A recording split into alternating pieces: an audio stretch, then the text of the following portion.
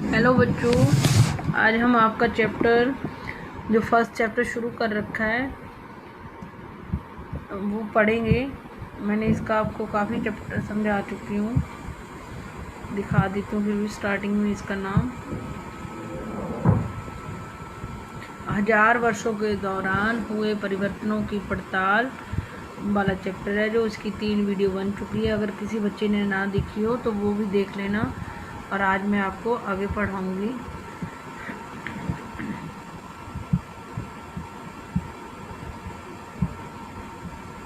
हमने यहाँ तक पढ़ लिया, अब आगे यहाँ से पढ़ना है। नए राजनीतिक और सामाजिक समूह, नए राजनीतिक और सामाजिक समूह पढ़ेंगे हम लोग। सन 1700, हम जो ये वाला चैप्टर है उसमें 1700 से लेके 1750 के बीच में जो भी कुछ हुआ वो पढ़ रहे हैं। ये 1000 वर्ष हो जाते हैं, इनको घटाएंगे 1750 में से 700, तो 1000 वर्षों में क्या हुआ वो पढ़ रहे हैं हम। सन 700 और 1750 के बीच के 1000 वर्षों का अध्ययन इतिहासकारों के आगे भारी चुनौती रखता है। मतलब इसका अध्ययन करने के लिए इतिहासकारों को बहुत चुनौतियों का सामना करना पड़ रहा है। मुख्य रूप से इसलिए कि इस पूरे काल में बड़े पैमाने पर और अनेक तरह के परिवर्तन हुए हैं। क्यों चुनौतियां आ रही हैं इस 1000 वर्षों के बारे में पढ़ने में? क्योंकि इस पूरे काल में बहुत बड़े पैमाने पर, इस काल में बहुत बड़े पैमाने पर और अनेक तरह के परिवर्तन हुए हैं। इस काल में अलग अलग समय पर नई प्रौद्योगिकी के दर्शन होते हैं, क्योंकि इस समय में 1000 वर्षों में चेंजेस ज़्यादा आई हैं, ज़्यादा परिवर्तन आए हैं। तो प्रौद्योगिकी क्या होती है? तकनीक, जो अलग अलग तकनीक आने के कारण ही हमें ऐसी चीज़ें मिल रही हैं जिसके कारण हम मनुष्य को खुद को नाकाम करके प्रौद्योगिकी मीन्स ऐसी मशीनें आ जाना जो जिससे ज़िंदगी मनुष्य की आसान हो, तकनीक होती हैं ये। तो जैसे कपड़े धोने वाली मशीन आ गई है, फ्रिज आ गया है, तो ये तकनीकी तो है जिससे मनुष्य की ज़िंदगी आसान होती जा रही है। तो जो 1000 वर्ष है ना, इसमें नई नई, जैसे एक फ़ोन था, पहले कीबोर्ड फ़ोन था, फिर कीबोर्ड से स्मार्टफोन आ गई, स्मार्टफोन के आगे भी बहुत कुछ आ चुका है। तो ये प्रौद्योगिकी के कारण ही होता है। तो इस काल में अलग अलग समय पर नई प्रौद्योगिकी, 1000 सालों में नई नई तकनीकें और प्रौद्योगिकियाँ आई थी। जैसे सिंचाई में रहट, पहले लोग का मेथड कुछ और था, लेकिन अब जो कुआं होता है ज़मीन में, उसमें रहट चलता है। रहट से मतलब पानी की, मतलब बैल होते हैं, वो रस्सी से कभी पीछे जाते तो कभी आगे आते, तो उस रहट से पानी निकाल कर खेतों को सींचा जाने लगा। कताई में चरखा आ गया।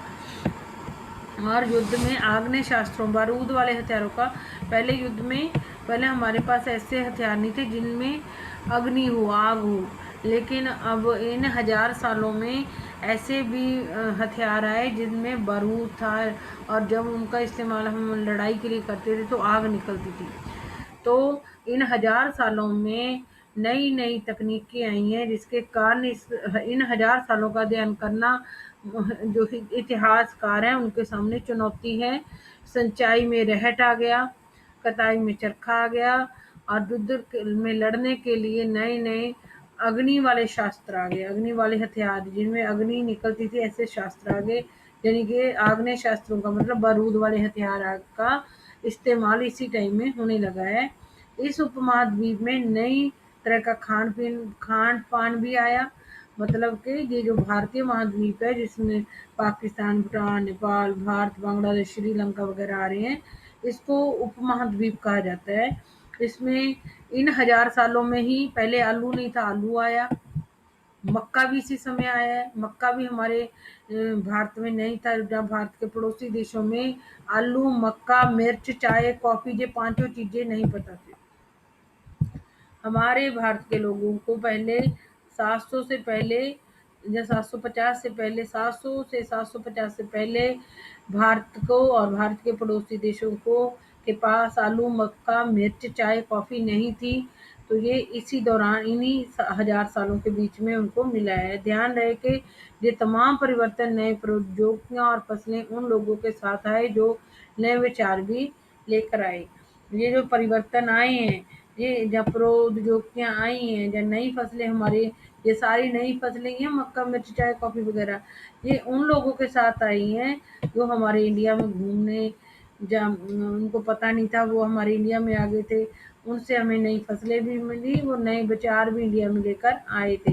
परिणाम स्वरूप ये काल आर्थिक, सामाजिक, राजनीतिक और सांस्कृतिक परिवर्तनों का काल भी रहा है।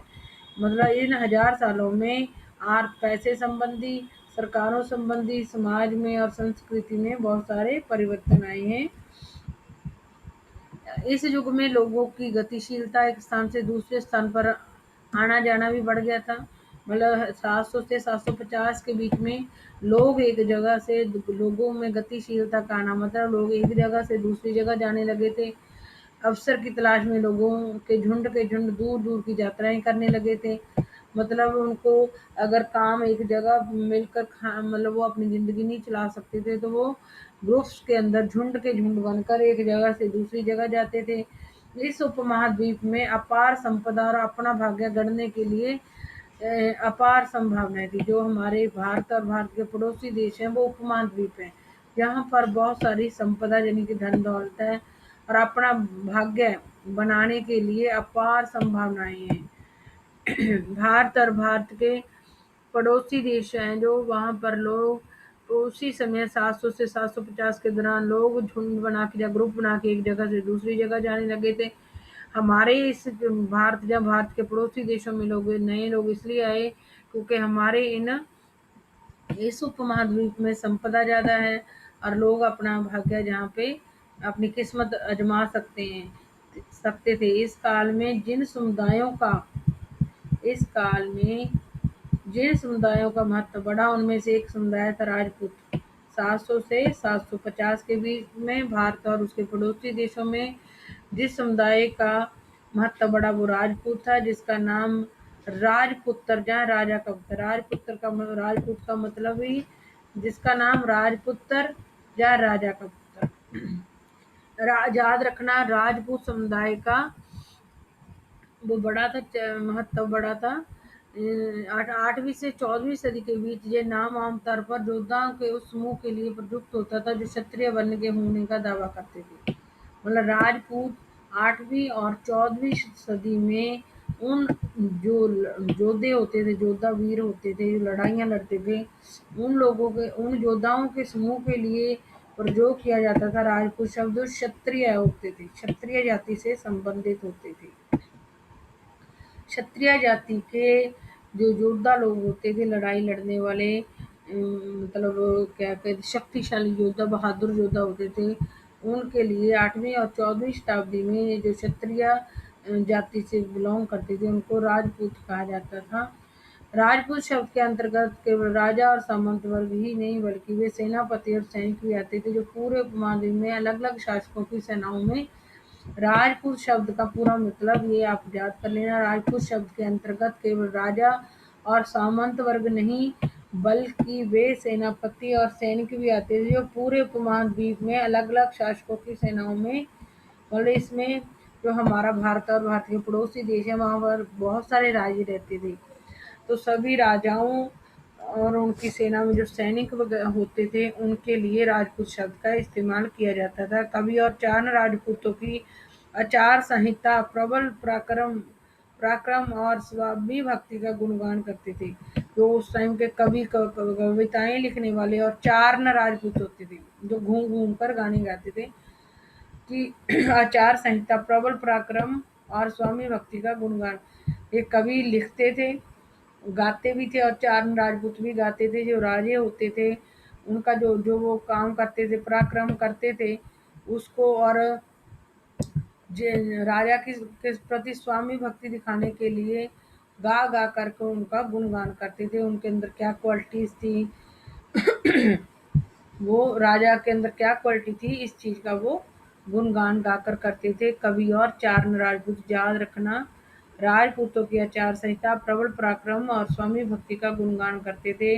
इस युग में राजनीतिक दृष्टि से महत्व हासिल करने के अवसरों का लाभ, मतलब राजनीतिक दृष्टि से जिन उनको लाभ मिला, लोगों को, जिन जाति के लोगों को लाभ मिला, उनके नाम है इस युग में राजनीतिक दृष्टि से महत्व हासिल करने के अवसरों का लाभ मराठा लोगों को, सिख लोगों को, जाट राजनीति में आने का जिनको टाइम मिला, महत्व मिला, आहूम और कायस्थ कायस्थ कायस्थ मुख्य लिपिकों और मुंशियों का कार्य करने वाली जाति। कायस्थ कौन होते हैं? जो लिपि के लिखने वाले होते हैं, और मुंशी लोग होते हैं, लिखते हैं, लिखत पढ़त का काम करने वाले को कायस्थ कहते हैं। ये याद करना आप सब लोग। इनका राजनीतिक दृष्टि से जिनका महत्व बड़ा था वो मराठा थे, सिख थे, जाट थे, अहोम थे, कायस्थ थे।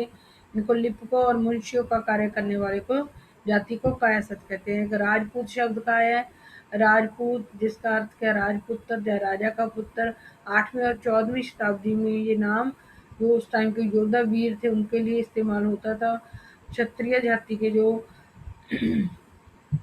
राजे होते थे, सामंत लोग होते थे, सेनापति जो हमारे भारत और भारत के पड़ोसी देशों में पाए जाते थे, उन सब के लिए राजपूत शब्द का इस्तेमाल किया जाता था। इस पूरे काल के दौरान क्रमशः जंगलों की कटाई हो रही थी और खेती का इलाका बढ़ता जा रहा था। ये कहाँ तक है हम देखते हैं, कितना पढ़ना है।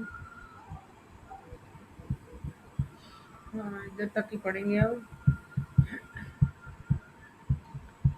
इसी समय जो 1000 वर्ष का समय है, ये पर्यावास कहते हैं। इसका तात्पर्य किसी भी क्षेत्र के पर्यावरण और वहाँ के रहने वाले लोगों की सामाजिक और आर्थिक जीवन शैली, ये याद करना है। पर्यावास होता है का मतलब होता है किसी भी क्षेत्र की के पर्यावरण, जिनके एनवायरनमेंट और वहाँ के रहने वाले लोगों की सामाजिक और आर्थिक जीवन शैली कैसी थी। किसी भी क्षेत्र के पर्यावरण और वहाँ के रहने वाले लोगों की सामाजिक आर्थिक जीवन शैली को पर्यावास कहते हैं। इस पूरे काल के दौरान क्रमशः जंगलों की कटाई हो रही थी, उसी सन 700 से 1750 तक, और खेती का इलाका बढ़ता जा रहा था। कुछ क्षेत्रों में ये परिवर्तन अन्य क्षेत्रों की अपेक्षा अधिक तेजी से और पूरे तौर पर हो। कई एरियो में ज़्यादा कटाई हो गई, खेती के लिए जगह ज़्यादा निकाली जा रही थी। पर्यावास में परिवर्तन के कारण कई वनस्पतियों को मजबूर होकर अपना स्थान, जब जंगल कट रहे थे, तो जिसके कारण बहुत सारे जो वनों में रहने वाले लोग थे उनको अपना स्थान छोड़कर जाना पड़ा। कुछ और वनवासी जमीन की जुताई करने लगे थे। मतलब कुछ लोगों ने तो, वनवासियों ने जो वनों में रहने वाले थे, उन्होंने जमीन में ही फसलें उगानी शुरू कर दी थी और कृषक बन गए थे। लेकिन कुछ वनवासी वहाँ उस स्थान को छोड़कर चले गए थे। कृषकों के ये नए समूह क्षेत्रीय बाजार, मुखियाओं, पुजारियों, मठों और मंदिरों से प्रभावित होने लगे थे। जो कृषक जो बन गए थे, वनों में रहने वाले लोग जो कृषि करने लगे थे, किसान बन गए थे, वो समूह किसानों के बाजार, उनके क्षेत्र में आने वाले बाजार, जो मुखिया होते थे, पुजारी होते थे, मठों में और मंदिरों से प्रभावित होने लगे थे। वे बड़े और जटिल समाजों के अंग बन गए थे। और धीरे धीरे किसान बाजार के पास अपनी चीजें बाजार में बेचने लगा था। मुखियाओं, जो उस एरिया के मुखिया होते थे, पुजारी मठों मंदिरों से भी प्रभावित होने लगा था। इस तरीके से जो समाज था, जटिल समाज था, उसका अंग बनते जा रहे थे। जो किसान, उन्हें कर चुकाने पड़ते थे क्योंकि राजा किसानों से कर लेता था। और स्थानीय मालिक वर्ग की बिगाड़ करने, जो अमीर लोग होते थे उनको बिना पैसे से उनका उनका काम करना पड़ता था। परिणाम स्वरूप किसानों के बीच आर्थिक और सामाजिक अंतर उभरने लगे थे। किसान तो जंगल वनों में रहने वाले लोग किसान बनने लगे थे। कुछ लोग वनों वाले, जब खेती का एरिया बढ़ रहा था, वन कट रहे थे, तो कई तो वनवासी वो जगह छोड़ के चले गए थे, लेकिन कई वनवासी किसान बन गए थे, फसलें बोने लगे थे।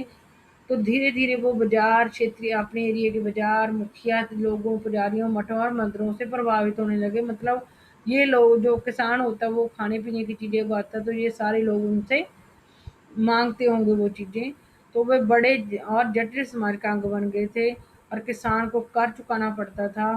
स्थानीय जो उसके एरिया के मालिक टाइप अमीर लोग होते थे, उनके घर में बिना पैसे के काम करना पड़ता था। परिणाम स्वरूप किसान के बीच आर्थिक और सामाजिक अंतर उभरने लगे थे। कुछ के पास ज़्यादा उपजाऊ ज़मीन होती थी, कुछ लोग मवेशी, मतलब जो किसान होते थे, कुछ अमीर किसान हो गए थे तो कुछ गरीब हो गए थे। किसानों के बीच सामाजिक आर्थिक अंतर उभरने का मतलब कि कुछ किसान ज़्यादा अमीर और समाज में उनको ज़्यादा लोग इज्जत देने लगे थे। कुछ के पास ज़्यादा उपजाऊ, कुछ किसानों को जिनके पास ज़्यादा उपजाऊ ज़मीन होगी वो ज़्यादा अमीर हो गए होंगे, और कुछ लोग पशु भी पालने यानी कि मवेशी पालने लगे थे, और कुछ लोग खेती के खाली समय में दस्तकारी आदि का, जब खेती तो थोड़े समय के लिए होती है, जब खेती का काम नहीं होता था तो वह हाथों से कुछ बनाने, वस्तुएं बनाने का, दस्तकारी का काम भी कर लेते थे। जैसे जैसे समाज में अंतर बढ़ने लगे, लोग जातियों और उपजातियों में बांटे जाने लगे। जैसे जैसे समाज बड़ा होता गया तो लोग जातियों में बंटने लगे। उनकी पृष्ठभूमि और व्यवसाय के आधार पर उन्हें समाज में ऊंचा नीचा दर्जा, और जो वो काम करते थे, व्यवसाय करते थे, पृष्ठभूमि के आधार पर उनको ऊंचे नीचा दर्जा समाज में दिया जाने लगा। ये दर्जे स्थायी नहीं थे, बदलते रहते थे। अमीर हो गए तो बंदे का दर्जा बढ़ जाता था। किसी जाति विशेष के सदस्यों के हाथों में कितनी सत्ता, प्रभाव और संसाधनों का नियंत्रण है, इसके आधार पर उसके दर्जे बदलते थे।